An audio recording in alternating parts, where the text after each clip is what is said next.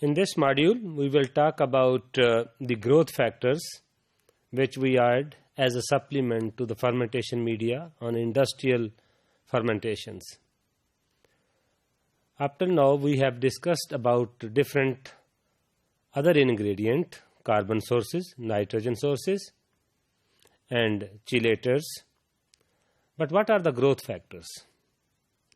Before talking about the addition of the growth factors in the fermentation media, growth factors are mostly needed, especially for those microorganisms which are unable to produce some specific compounds. So we have to add those compounds and we have to supplement in that medium. You can see here, so these growth factors can be vitamins, that can be amino acids, fatty acids, or some sterols.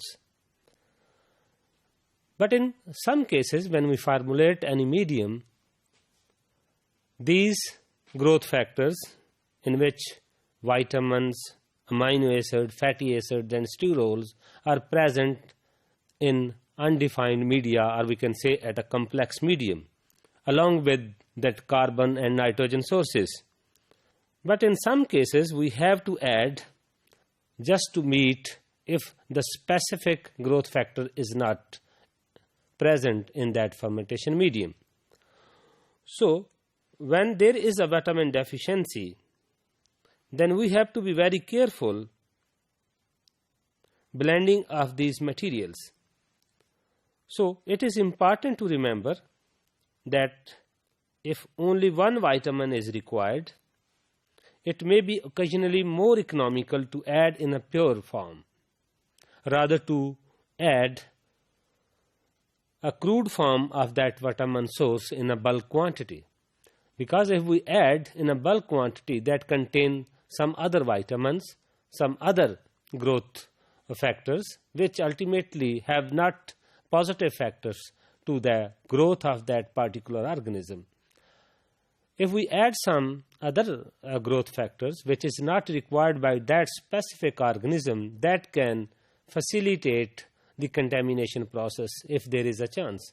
On the other hand, that can also have a negative effect on the production of a specific product in fermentations.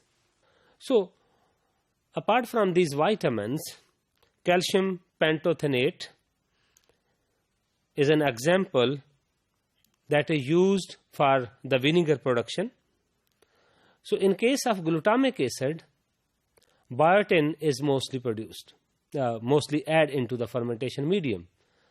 And same case, when we are dealing with the lysine production, some kind of amino acids and other vitamins we have to add just to facilitate the production of such specific products.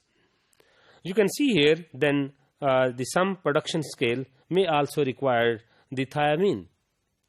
So these growth factors are actually somehow required for some particular organisms, and somehow they are needed for specific product, because we have to control the metabolic pathways, especially in case of secondary metabolites.